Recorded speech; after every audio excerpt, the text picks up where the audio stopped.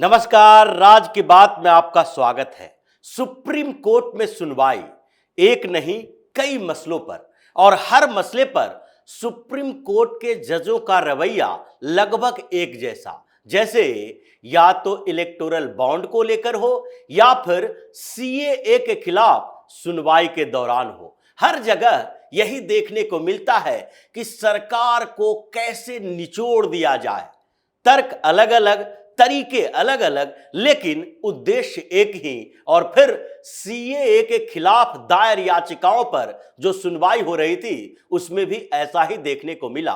और supreme court के 3 जजों 13 वकीलों के सामने अकेले खड़े नजर आए एसजी तुषार मेहता।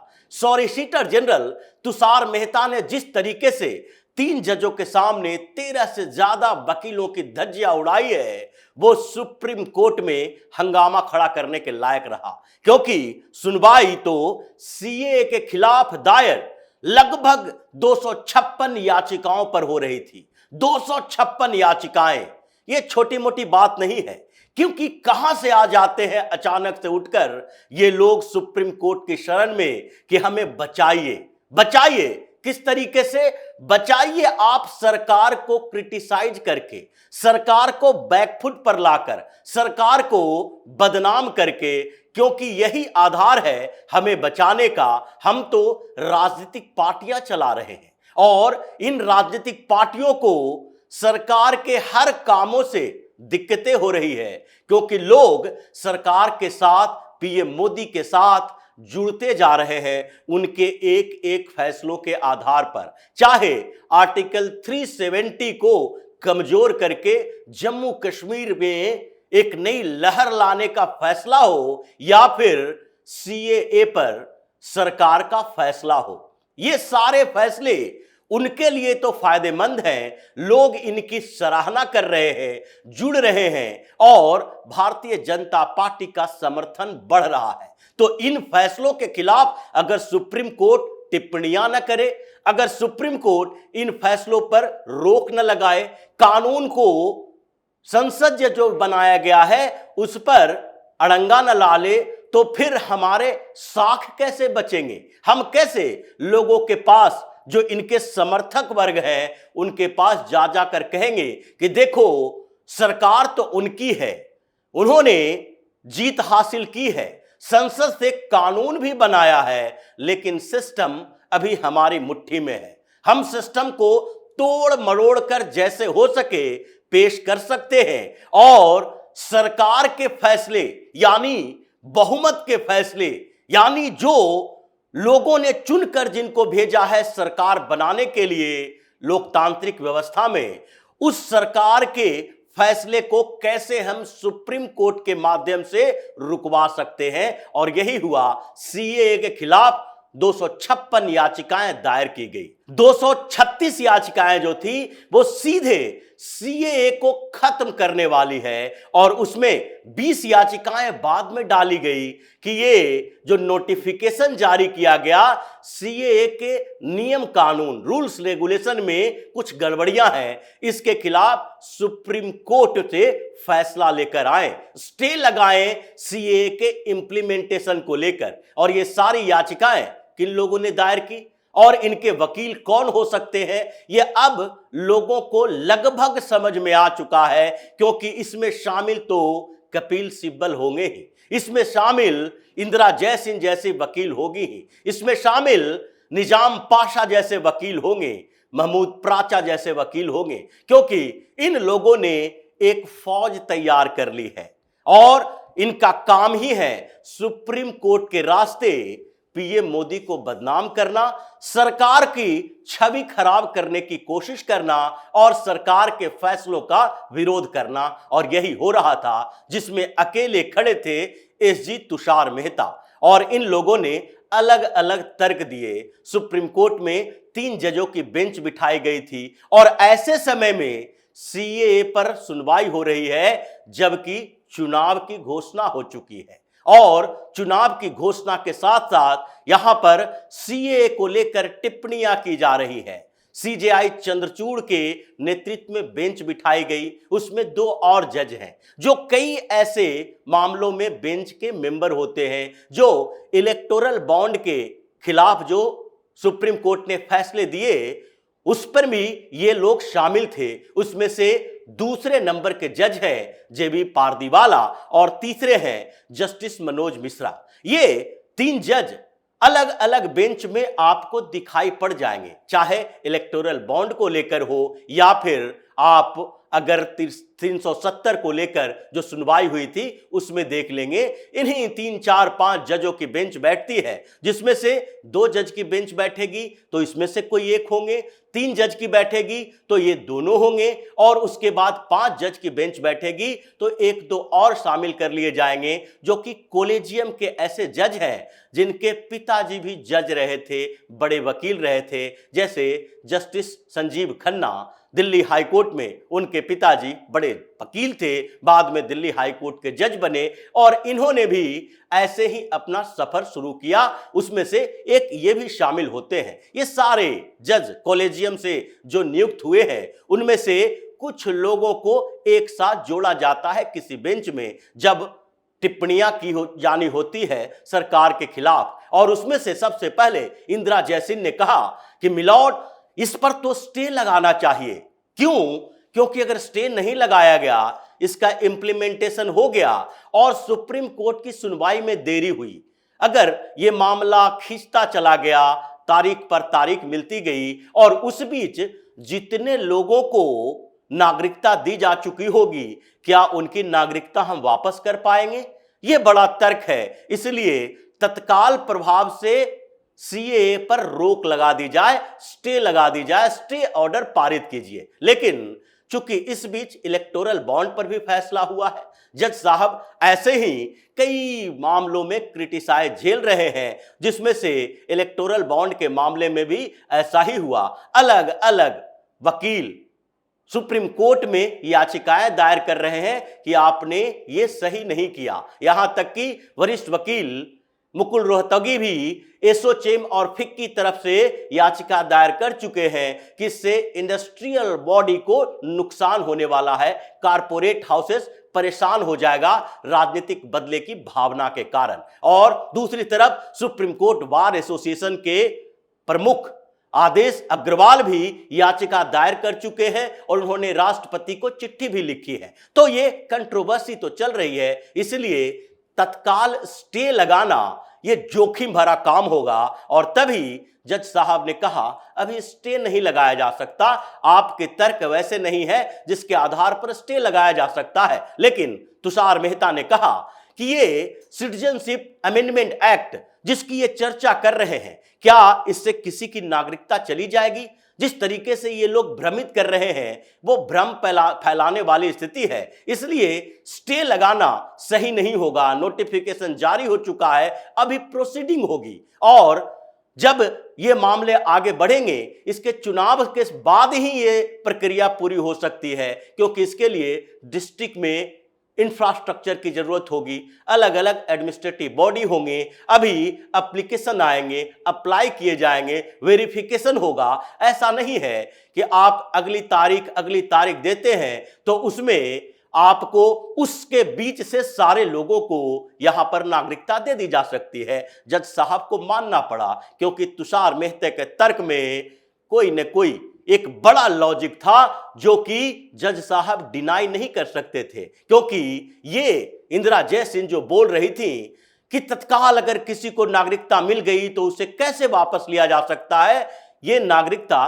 तुरंत तत्काल प्रभाव से तो मिलनी शुरू नहीं हो जाएगी। इसके लिए जिस इंफ्रास्ट्रक्चर की बात की जा रही है, जो एप्लीकेशन लिए जा रहे हैं, उसके वेरिफिकेशन में समय लगेगा, इसलिए स्टे का मामला नहीं है। और तभी जज साहब ने इनकी बात सुन ली और फिर जस्टिस चंद्रचूड़ ने कहा, जबकि कपिल सिब्बल सामने आए और वो इंडियन यूनियन मुस्लिम लीग की तरफ से थे और उन्होंने कहा कि देखिए ये जो संसद में हर 3 महीने पर जाते हैं, 4 साल 6 महीना हो गया और अभी तक नोटिफिकेशन जारी नहीं किया गया था, लेकिन अचानक से नोटिफिकेशन जारी किया गया चुनाव से पहले। इसका चुनावी प्रभाव है, लेकिन यह कोई तर्क नहीं है। ये चुनावी तर्क सुप्रीम कोर्ट में नहीं दिया जा सकता, क्योंकि सामने में एक बड़े वकील एसजी तुषार मेहता खड़े हैं और उन्होंने सीधे कपिल सिब्बल से कहा कि ये संसद की बात, ये नोटिफिकेशन में चुनाव प्रभावित होने की बात, सीए से नागरिकता की बात, ये पॉलिटिकल भाषणबाजी यहां मत दीजिए।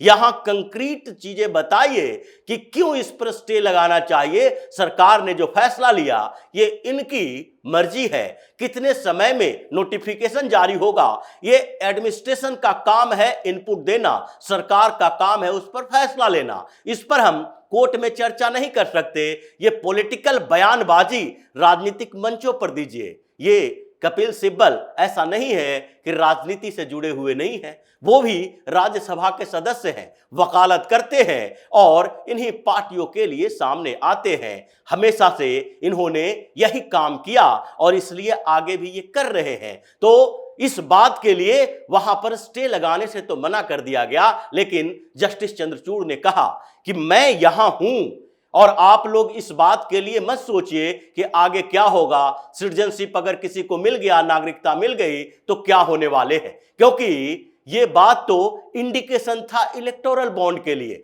कि 2019 से स्कीम शुरू हुआ और उसके बाद गोपनीयता की बात की गई थी और यही जस्टिस चंद्रचूड़ के बेंच ने फैसला दिया कि इलेक्टोरल बॉन्ड खारिज कर दिया गया है, अब ये स्कीम नहीं चलेगा। लेकिन जितनी सूचनाएं हैं सब डिटेल में सामने रखो, जो कि संसद के कानून ने ये इन लोगों को संरक्षण दिया था कि आपका नाम बाहर नहीं आएगा। फिर भी सुप्रीम कोर्ट ने वो काम किया जिससे संसद अपमानित महसूस कर रहे हैं। वहां बैठे हुए सांसद को लग रहा है कि हमारे साथ चीटिंग हो रही है। अब सीएए को लेकर यही बात हुआ। फिर तीसरे स्तर पर उतरे ओवैसी के वकील निजाम पाशा और उन्होंने भी ऐसे ही तर्क दिए कि देखिए किस तरीके से एनआरसी जो लागू करने की बात की जा रही है उसमें जिन मुसलमानों को एक्सक्लूड किया गया है, क्या सीए में उन्हें दिया जाएगा नागरिकता?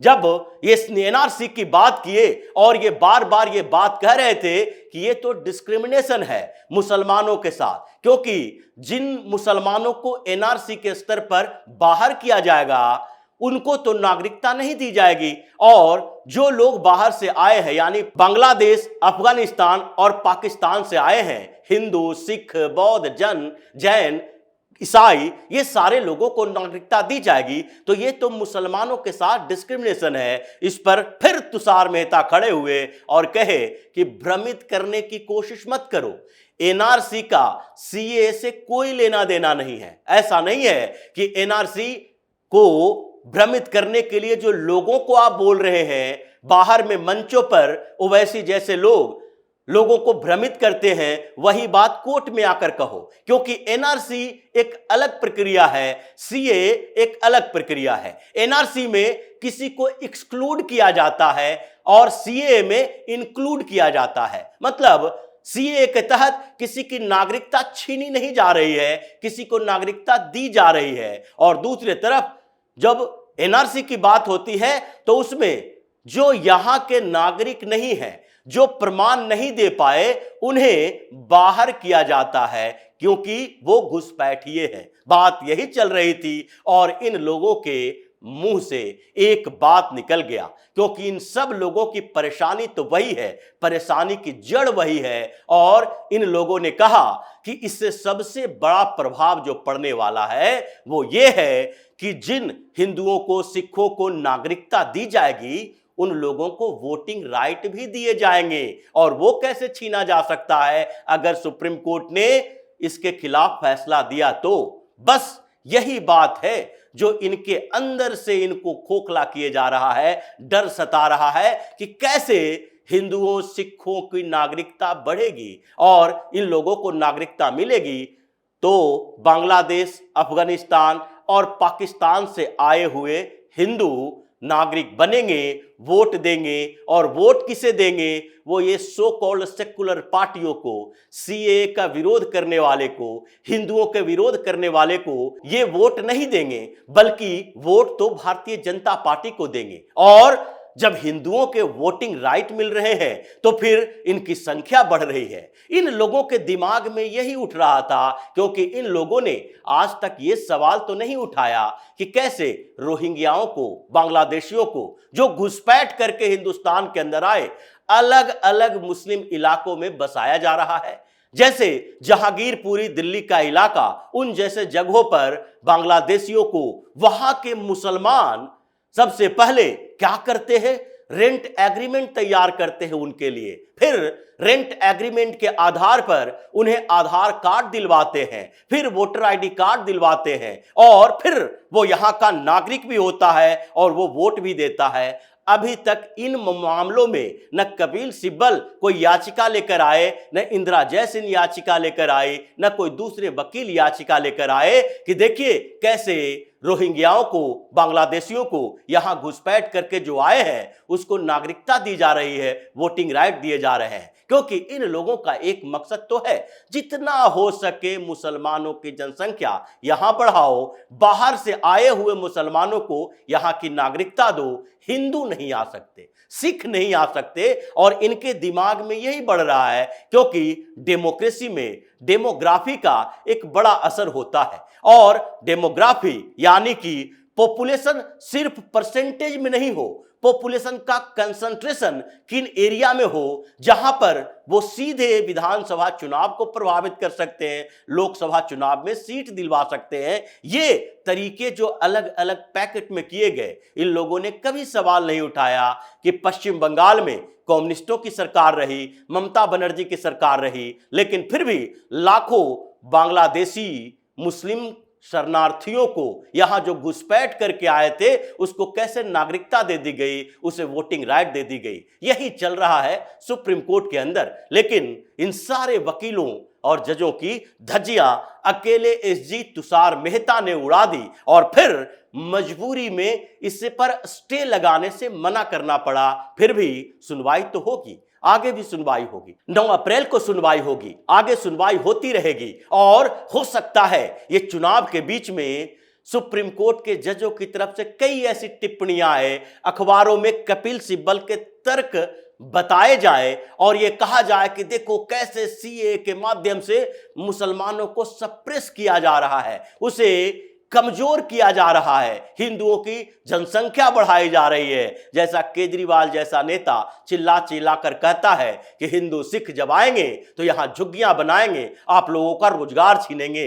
ये भ्रम करने की स्थिति है, और ये सुप्रीम कोर्ट के उस डिबेट, उस चर्चा, उस बहस में से निकल कर आएगा जिसमें चुनाव प्रभावित करने की कोशिश की जाएगी। ऐसे तो सीएए के खिलाफ जो याचिकाएं दायर की गई उस पर सुनवाई ही अभी नहीं होनी चाहिए थे, सीधे रिजेक्ट करना चाहिए था। लेकिन सुप्रीम कोर्ट भी अब क्या करे, 256 याचिकाएं, सबको देखा जाता है और इनकी मानसिकता भी वही है। तो ऐसे में ये सुनवाई चल रही है, लेकिन इस सुनवाई पर क्या होगा ये बड़ा आधार बनेगा इस चुनाव के लिए भी और सरकार के लिए भी कि क्या सुप्रीम कोर्ट से संसद के फैसलों को रद्द करने का फरमान निकलता रहेगा या इसके ऊपर भी रोक लगाई जाएगी। तो इसी तरह की खबरों के साथ फिर से हाजिर होंगे, तब तक के लिए बने रहिए हमारे साथ और देते रहिए हमें सहयोग, ताकि इसी तरह की खबर हम आपके लाते रहे। धन्यवाद।